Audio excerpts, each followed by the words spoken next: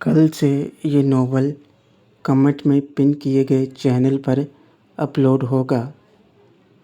آپ سمجھ رہی ہیں نا میں کیا کہہ رہا ہوں؟ روبینہ: میں سمجھ گئی ڈاکٹر، آپ دوا دیجیے بس۔ میں باہر بیٹھا روبینہ کا ویٹ کر رہا تھا۔ روبینہ باہر آئی اور مجھے چلنے کو کہا۔ شیرو: ڈاکٹر نے کیا کہا؟ روبینہ: بتاتی ہوں، پہلے یہاں سے چلو۔ ہم دونوں گاڑی میں بیٹھ گئے اور وہاں سے نکل گئے۔ روبینہ کی حالت مسلسل خراب ہوتی جا رہی تھی۔ وہ پسینے سے مسلسل بھیگے جا رہی تھی۔ شیرو: آپ کی حالت ٹھیک نہیں ہے۔ ڈاکٹر نے کیا کہا ہے؟ کچھ تو بتائیے۔ روبینہ: بتاتی ہوں، تھوڑا ویٹ کرو۔ کچھ ہی لمحات کے بعد روبینہ پاس ہی کے ایک ہوٹل کے باہر گاڑی کو روکا۔ شیرو: ہم یہاں کیوں رک گئے؟ روبینہ: میرے علاج کے لیے۔ شیرو: آپ کا علاج؟ وہ بھی یہاں؟ یہاں کون سا علاج ہوگا اور کون کرے گا؟ روبینہ: پہلے اندر چلو اور ہاں، ریسیپشن پر جا کر رات کے لیے اپنے نام سے روم لو۔ مجھے سمجھ نہیں آ رہا تھا کہ روبینہ خان کرنا کیا چاہ رہی ہے۔ میں نے ریسیپشن پر جا کر اپنے نام سے روم بک کیا اور ویٹر نے مجھے کمرہ دکھا دیا۔ روبینہ خان بھی پیچھے پیچھے آ گئی۔ ویٹر کے جاتے ہی روبینہ روم میں آئی اور دروازہ لاک کر دیا۔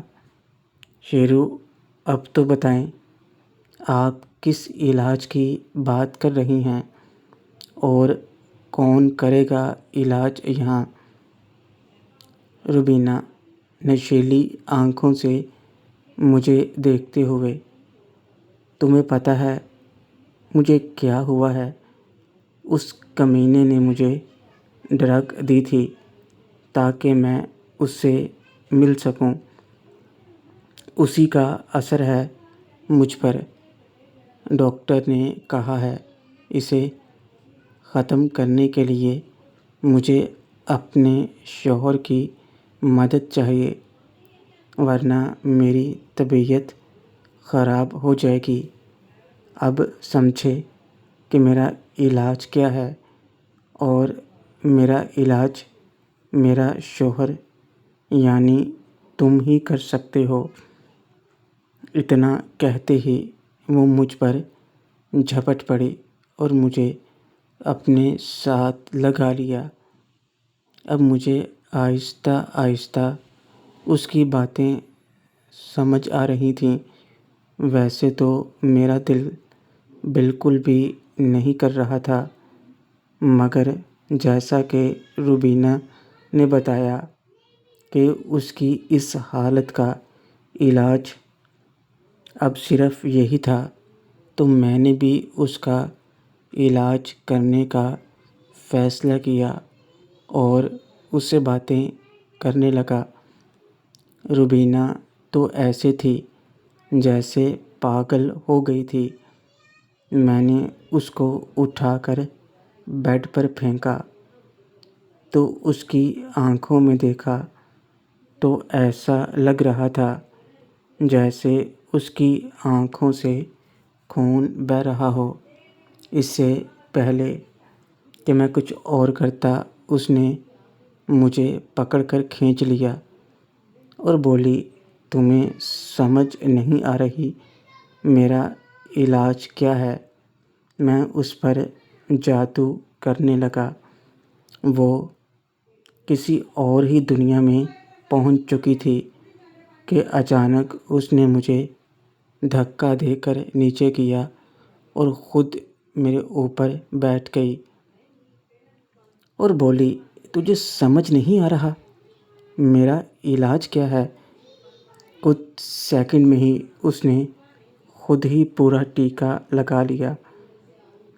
اب اس کی وجہ سے اس کی آنکھیں باہر آ گئیں، لیکن میں نے جلدی سے اس کو ساتھ لگا لیا۔ میں جانتا تھا کہ اس کی حالت ٹھیک نہیں ہے اور وہ یہ سب سوچ سمجھ کر نہیں کر رہی۔ کچھ دیر تک ایسے ہی رہی۔ ٹیکا لگنے کے بعد جیسے ہی پرسکون ہوئی تو میں نے اس کی آنکھوں میں دیکھا، شیرو اتنی جلدی کیا تھی؟ میں ادھر ہی ہوں، کہیں بھاگا تو نہیں جا رہا؟ روبینہ، پھر کیا ہوا؟ میں چاہتی ہوں ایسا درد تو مجھے بار بار دے۔ آج تم نے میرا دل، میری روح، سب کچھ جیت لیا۔ اب مجھے جتنا مرضی درد ملے، مگر میں صرف تم سے پیار کروں گی۔ اور اس کے ساتھ ہی وہ سپرنگ کی طرح اچھلنے لگی۔ مجھے سمجھ نہیں آ رہا تھا کہ اس کو اس طرح سنبھالوں۔ یہ سب اس انجیکشن کا اثر تھا جو عمران فرحت نے اس کو لگایا تھا۔ اس کے بعد میں اٹھ کر کھڑا ہو گیا اور روبینہ کی آنکھوں میں دیکھتے ہوئے اس سے باتیں کرنے لگا۔ روبینہ، شیرو، تم میری جان ہو۔ وہ مجھے اپنی رکھیل بنانا چاہتا تھا۔ اسے کیا پتہ میں اس کے باپ کی رکھیل ہوں، تمہاری رکھیل ہوں۔ سن بڑوے، دیکھ تیرا باپ مجھے کتنی خوشی دے رہا ہے۔ میں نے کہا تھا نا، مجھے ہاتھ لگایا تو زندہ نہیں بچ پائے گا۔ اب تو مر کر آزاد ہو گیا۔ دیکھ تیرا باپ کیسے مجھے خوش کر رہا ہے۔ اسے کہتے ہیں اصلی مرد۔ مجھ پر صرف شیرو کا حق ہے، تیرے جیسے بڑوے کا نہیں۔ شیرو، تم میری رکھیل نہیں، تم میری روبینہ ہو، میری سالی آدھی گھر والی۔ میں تمہیں کبھی بھی کچھ نہیں ہونے دوں گا میری جان۔ روبینہ آدھی نہیں، پوری گھر والی ہوں میرے مالک۔ جب چاہو، جہاں چاہو مجھے اپنے پاس بلا لینا۔ روبینہ آپ کو کبھی انکار نہیں کرے گی، بس ایسے ہی مجھے پیار دینا۔ روبینہ خان مسلسل کچھ نہ کچھ بولے جا رہی تھی اور مجھے اکسا رہی تھی۔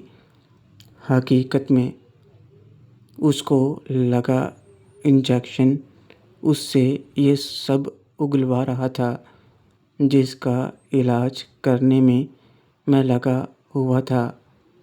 کافی دیر کے بعد میری بس ہو گئی۔ کچھ دیر کے بعد مجھے ہوش آئی تو مجھے اپنے موبائل کی رنگ ٹون سنائی دی۔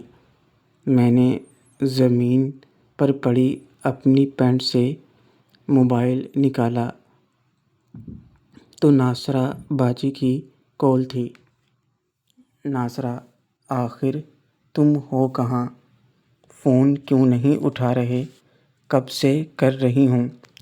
ٹائم دیکھو کتنا ہو گیا ہے، کب آ رہے ہو گھر؟ شیرو، سوری باجی، مجھے پتہ ہی نہیں چلا۔ وہ کیا ہے نا، اپنے دوست کو لے کر ڈاکٹر کے پاس آیا تھا تو بس اسی میں پتہ نہیں چلا۔ ناصرہ، اب کیسا ہے تمہارا دوست؟ اور اب تم گھر کب آ رہے ہو؟ اگر کوئی مسئلہ ہے تو مجھے بتاؤ، میں وہاں آ جاتی ہوں۔ ارے باجی، آپ یہاں آ کر کیا کریں گے؟ میں آ رہا ہوں نا۔ میرے الفاظ سسکی بن گئے تھے کیونکہ روبینہ پھر سے مجھے تنگ کر رہی تھی۔ میں نے اسے روکنے کی کوشش کی مگر وہ نہیں مان رہی تھی۔ ناصرہ، یہ کیسے بات کر رہے ہو؟ تم ٹھیک تو ہو نا؟ تمہیں کچھ شیرو نہیں باجی؟ میں بالکل ٹھیک ہوں، آپ فکر مت کرو۔ میں ابھی رکھتا ہوں، ڈاکٹر سے بات کرنی ہے۔ آپ میری فکر مت کرو، جیسے ہی میں یہاں سے فری ہو گیا تو واپس آ جاؤں گا۔ آپ میرا ویٹ مت کرنا، مجھے دیر ہو جائے گی۔ اوکے باجی، بائے۔ باجی کی بات سنے بنا ہی میں نے فون کاٹ دیا کیونکہ مجھ سے برداشت نہیں ہو رہا تھا۔ میں نے باجی کو تو کہہ دیا تھا کہ میں واپس آؤں گا مگر روبینہ کو دیکھ کر لگ رہا تھا کہ ہمیں یہاں کافی دیر رکنا پڑے گا۔ روبینہ، جو دوائی کا اثر تھا وہ آہستہ آہستہ کم تو ہو رہا تھا مگر اس کوشش میں ہم دونوں کی حالت خراب ہو گئی تھی۔ صبح 4 بجے تک میں روبینہ کے ساتھ رہا اور اس کا علاج کرتا رہا۔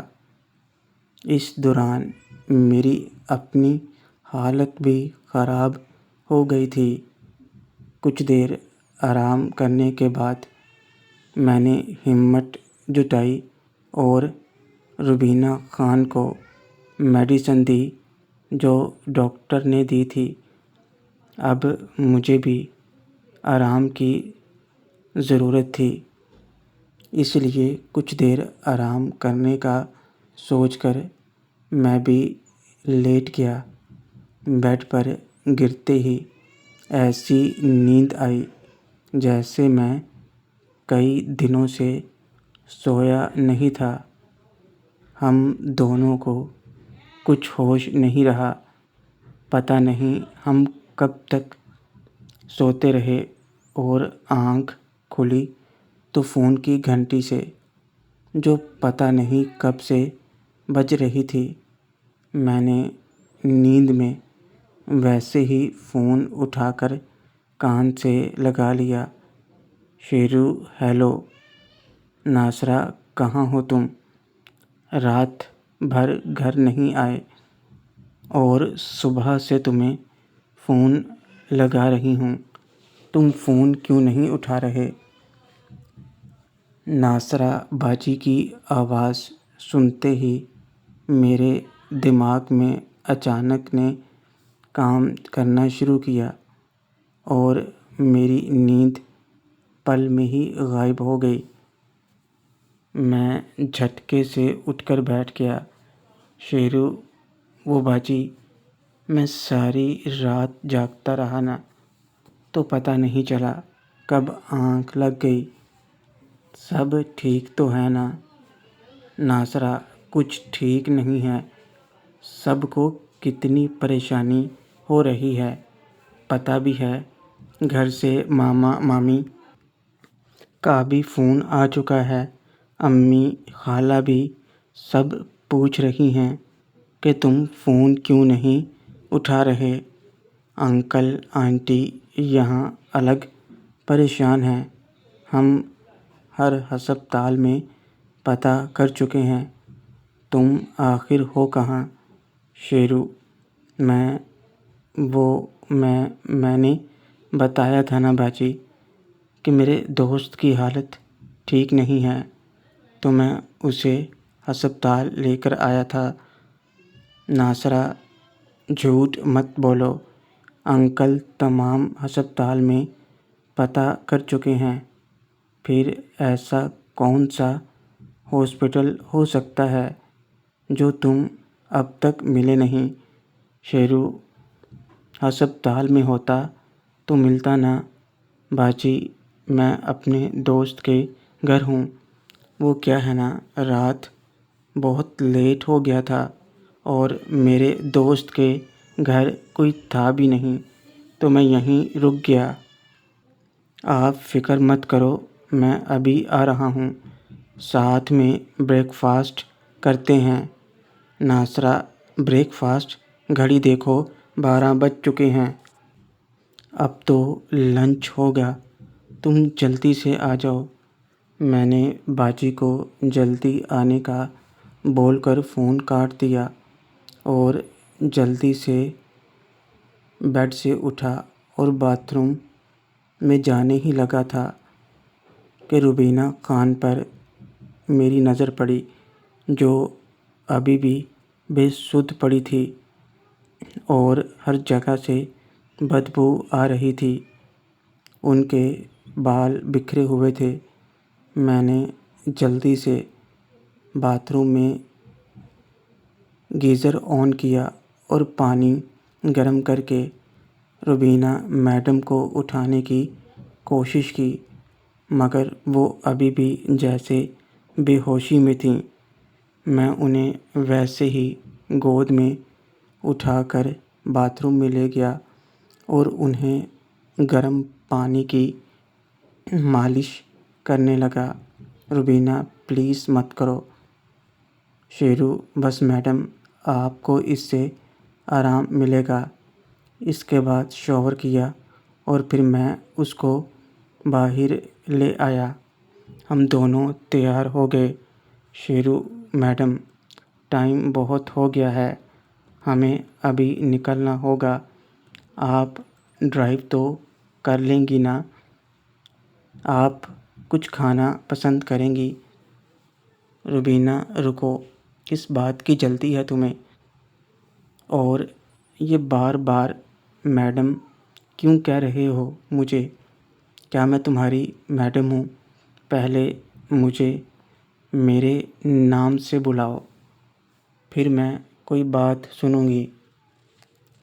روبینہ، میڈم کی بات سن کر میں اچانک سے ٹھٹک گیا۔ مجھے تو یہاں سے جانے کی جلدی تھی، مگر پتہ نہیں روبینہ میڈم کے من میں کیا چل رہا تھا۔ شیرو، اچھا، سوری روبینہ صاحبہ۔ روبینہ صاحبہ؟ نہیں، صرف روبینہ، یہی میرا نام ہے۔ ہاں، اگر تم کچھ اور کہنا چاہو تو وہ بھی چلے گا، سویٹ ہارٹ، جانو، ڈارلنگ، بیوی، معشوقہ، کچھ بھی جو تمہیں اچھا لگے، مگر میڈم یا روبینہ صاحبہ نہیں۔ یہ سب کہتے ہوئے روبینہ میڈم کے ہونٹوں پر ایک الگ ہی مسکان تھی اور آنکھوں میں شرارت۔ شیرو، رات بھر میری حالت خراب کرنے کے بعد بھی لگتا ہے من نہیں بھرا تمہارا، اب کیا جان لو گی؟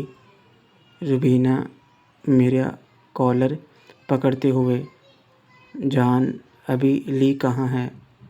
ویسے بھی مجھے جو چاہیے ہوگا میں حق سے لے لوں گی۔ اتنا کہہ کر روبینہ خان نے مجھے ساتھ لگا لیا، میرے بالوں کو مٹھی میں دبوچتے ہوئے۔ روبینہ واقعے میں اپنا پورا حق جتا رہی تھی، میں اس کی گرفت میں پھنسا چپ چاپ اس کی باتوں کا جواب دے رہا تھا۔ شیرو، ہمیں اب جانا بھی ہوگا، ٹائم دیکھو، گھر پر سب ٹینشن میں ہیں۔ اور تمہیں بھی تو جانا ہے نا واپس۔ روبینہ، من تو نہیں کر رہا تمہیں چھوڑنے کا، لیکن اچھا چلو چلتے ہیں۔ شیرو، ابھی تک دوا کا اثر اترا نہیں کیا؟ پوری رات میری حالت خراب کر دی۔ روبینہ، حالت کیا صرف تمہاری خراب ہوئی ہے، میری نہیں۔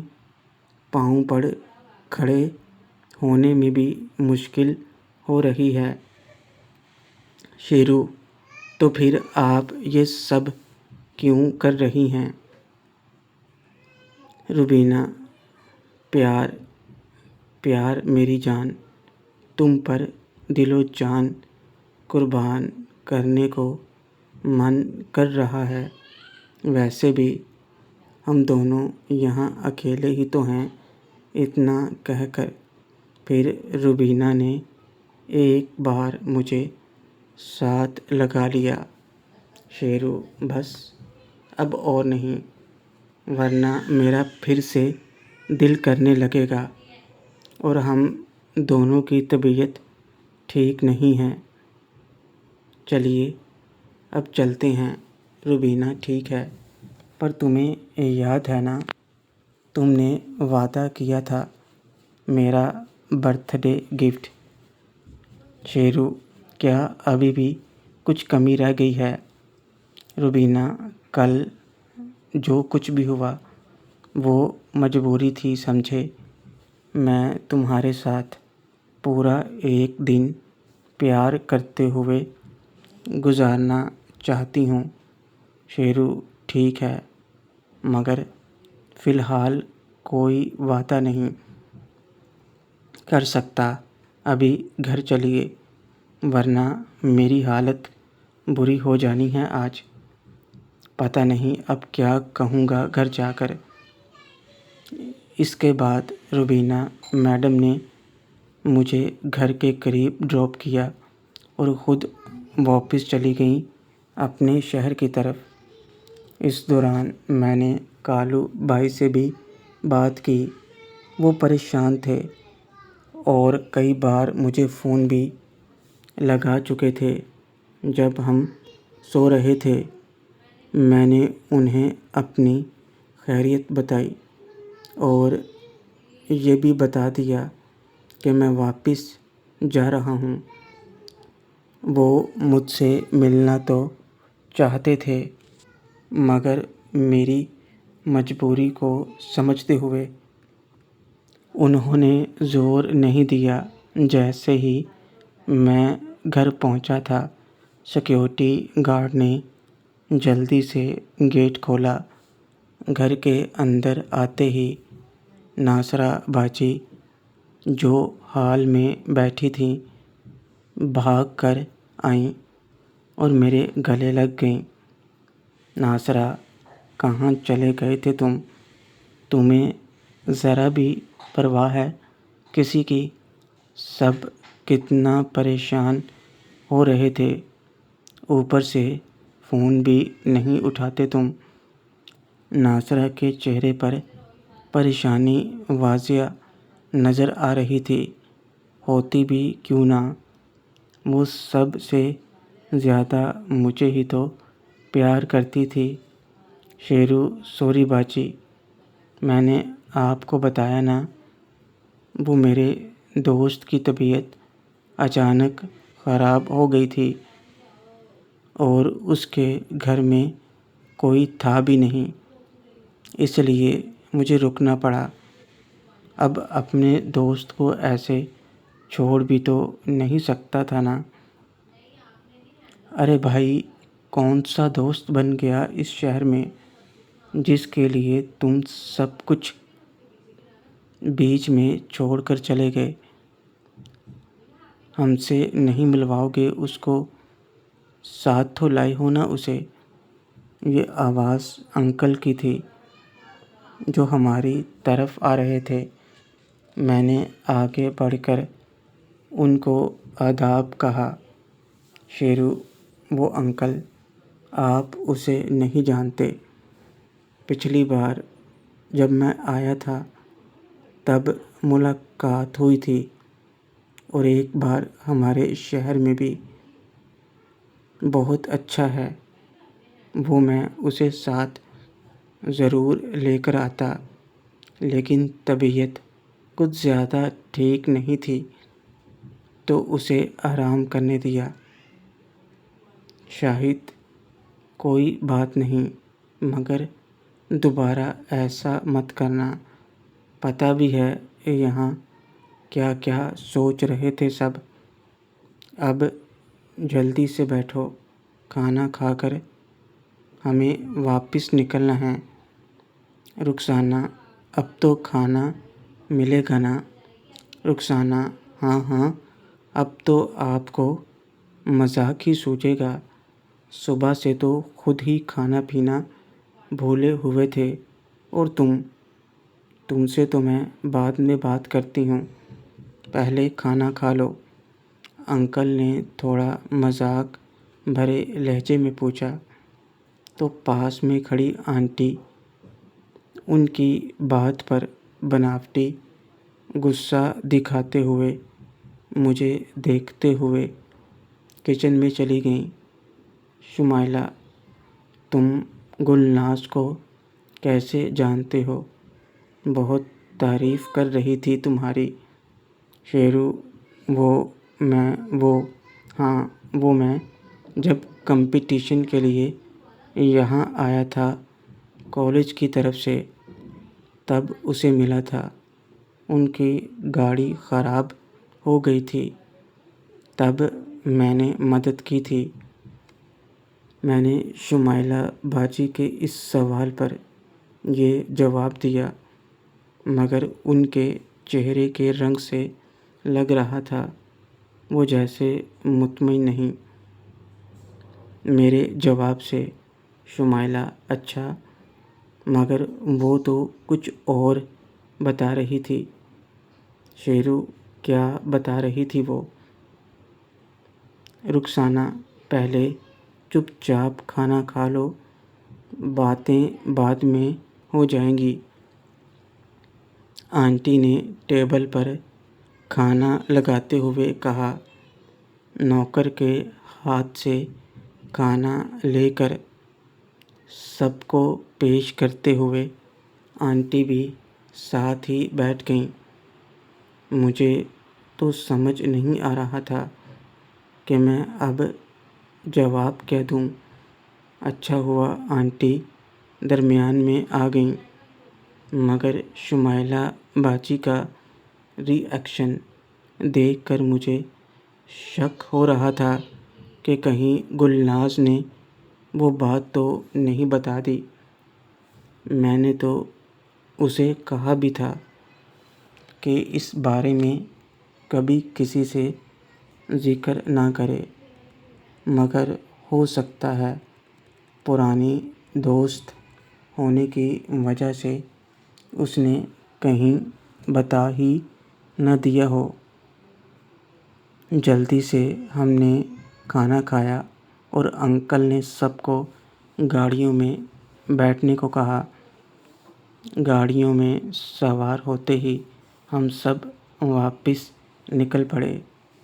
میں شمائلہ باجی سے بچنا چاہ رہا تھا، مگر یہاں بھی وہ جیسے سوالوں کا باکس ساتھ لیے بیٹھی تھیں۔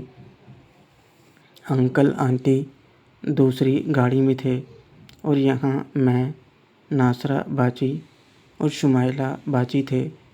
ناصرہ باجی گاڑی چلا رہی تھیں اور میں ان کے برابر بیٹھا تھا۔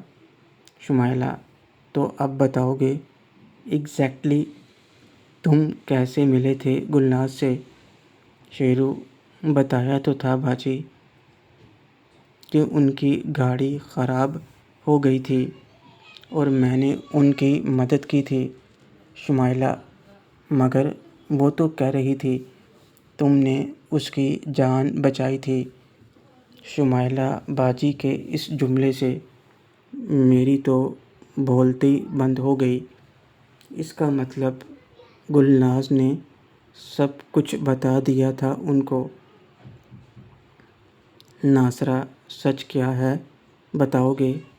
اب ویسے بھی میں گلناز کو جانتی ہوں، بچپن میں ملی ہوں کئی بار، پہلے تو پہچانا نہیں تھا، مگر شمائلہ نے یاد دلایا۔ یہ دونوں تو کافی سالوں تک اچھی دوست رہی ہیں۔ اب مجھے بھی جاننا ہے کہ بات کیا ہے جو وہ اتنی تعریف کر رہی تھی۔ وہاں زیادہ بات نہیں ہو پائی۔ ویسے وہ تم سے ملنے آنے والی تھی، مگر آج اس کا کورٹ میں کام تھا ضروری۔ اس نے کہا وہ جلدی ہی آئے گی سب سے ملنے۔ شیرو، سب سے ملنے؟ کیا وہ سب کو جانتی ہے؟ ناصرہ، اور نہیں تو کیا، نذیر انکل تمہارے پاپا کے پاس تھے، اس لیے تمام رشتہ داروں کو وہ اچھی طرح جانتے ہیں۔ ہر فنکشن میں تو ساتھ ہوتے تھے، اور گلناز بھی ساتھ ہوا کرتی تھی۔ وہ تو انکل نے منع کیا تھا، اس لیے ہم نے نہیں بتایا کہ تم کون ہو، مگر جب وہ سب سے ملیں گے تو پتہ چل جائے گا۔ اب تم پہلے جواب دو۔ شیرو، وہ کیا ہے نا باجی، ان کی گاڑی خراب ہو گئی تھی اور کوئی ان کا پیچھا کر رہا تھا۔ میں نے تب ان کی مدد کی، تو اس لیے انہوں نے ایسا کہا ہوگا، اس کے علاوہ اور تو کچھ نہیں ہوا تھا۔ شمائلہ، پکا یہی بات ہے نا؟ میں گلناز سے پوچھ لوں گی۔ شیرو، ہاں باجی، آپ یقین کیوں نہیں کر رہی؟ شمائلہ، اچھا، تم پوری رات کس ہسپتال میں تھے؟ شیرو، ہسپتال میں تھا، مگر رات کو واپس آ گیا تھا میں دوست کے گھر۔ شمائلہ، ہاں وہی، کون سے ہسپتال لے کر گئے تھے تم اپنے دوست کو؟ شیرو، یہ تو میں نے نہیں دیکھا، میں جلدی سے گیا تھا، مجھے یہاں کا بھلا کیا پتہ ہوگا۔ شمائلہ، تمہیں پتہ بھی ہے کہ کتنی ٹینشن ہو گئی تھی پاپا کو، اوپر سے سارے شہر میں ٹینشن کا ماحول بن گیا تھا عمران فرحت کے قتل سے۔